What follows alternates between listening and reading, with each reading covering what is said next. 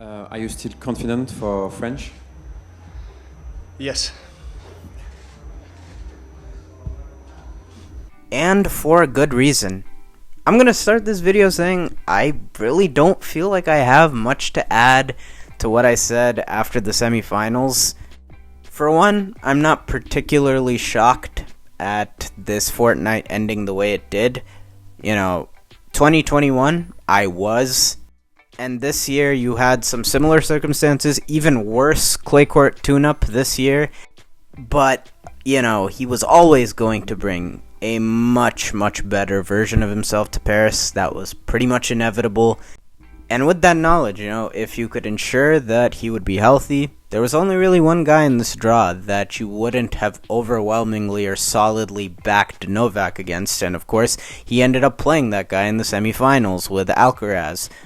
So this year's Roland Garros ending in number 23 was always a very distinct possibility, and for the most part, unlike 2021, there was very little suspense or doubt that Novak left in anyone's minds.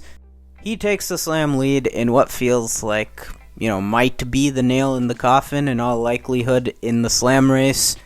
Who knows what the future holds? There have been a lot of twists and turns as far as that slam race is concerned, but, as an ardent supporter of Rafa's, I am going to have zero expectations of him coming into next year.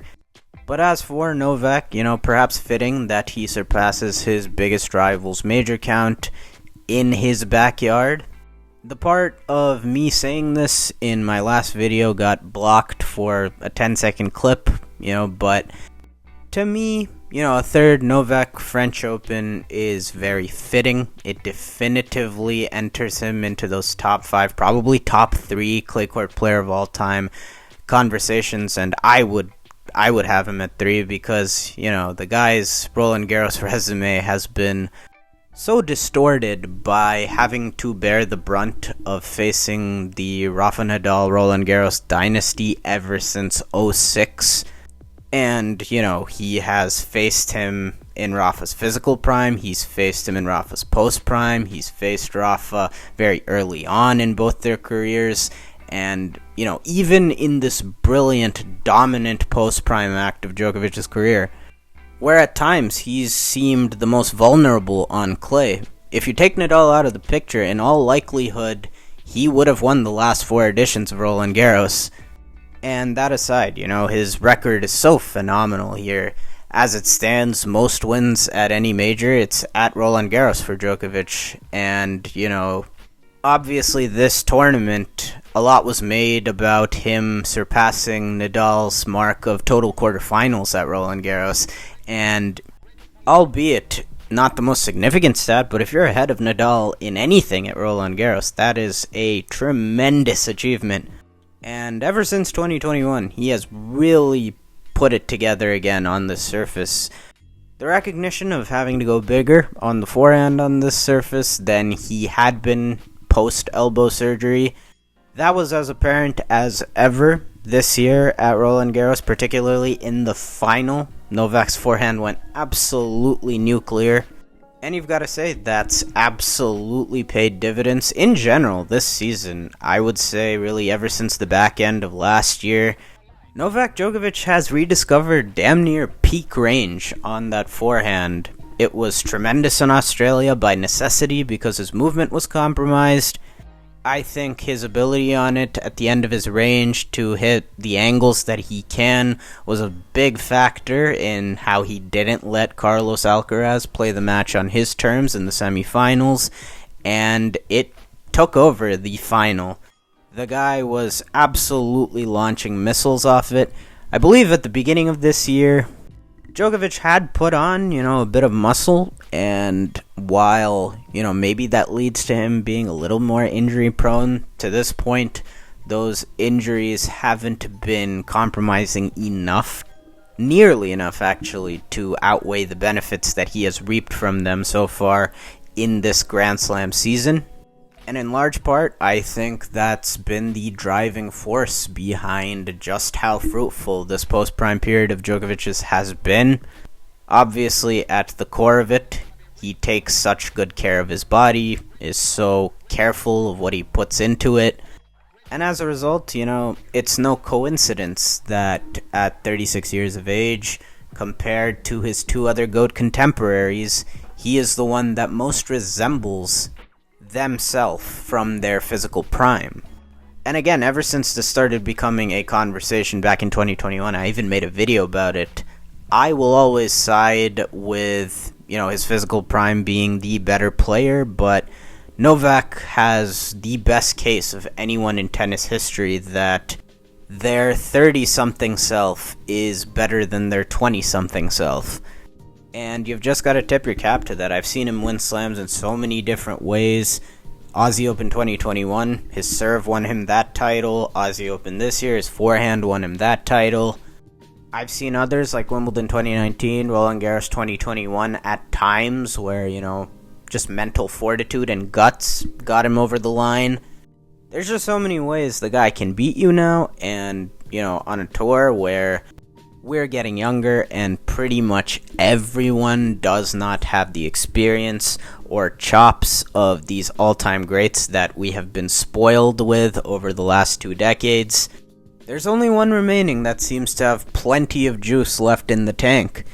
And obviously with this title, he ties the bow on a career that, even without the most slams, had a great claim at being statistically the best ever. And now, with sole ownership of the slam race, that career is pretty much undisputably that of the greatest of all time. And there's zero doubt in my mind that it will continue to have titles added onto it. It's another year, 2 years later, that at 36 years of age, no less, he's going to have another bid at the Calendar Grand Slam. And that sentence itself, the prospect of having 2 shots at the Calendar Grand Slam at 34 and 36, that's a sentence that shouldn't make sense in and of itself. You truly can't say enough about what he's been able to do these last couple of years. 11 slams from when he got his career back on track mid-2018 till now, with some extenuating circumstances where it probably would be more. You've got to tip your cap to it, That's the same amount of slams he compiled from what I consider to be his physical prime, 2011 through mid-2016, also featured 11 slam wins. We can go back and forth all day long, which version is better, their dominance, who they faced, etc., etc.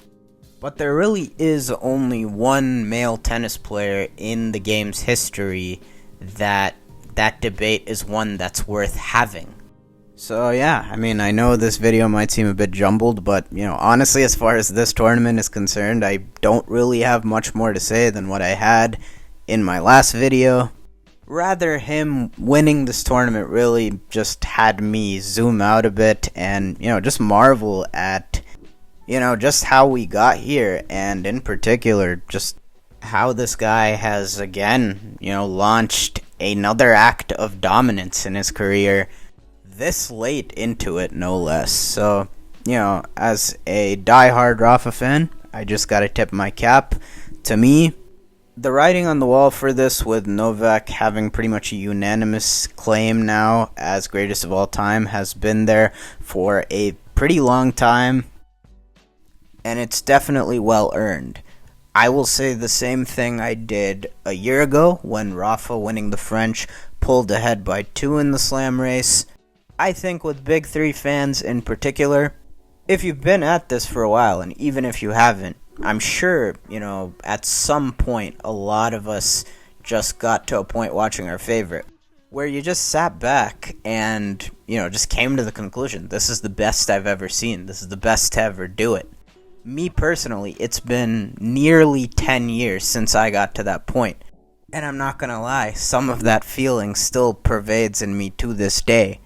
I know it doesn't sound like the most subjective thing in the world. After all, it's just a feeling. But I know a lot of you have felt that feeling watching some of those signature performances over the years.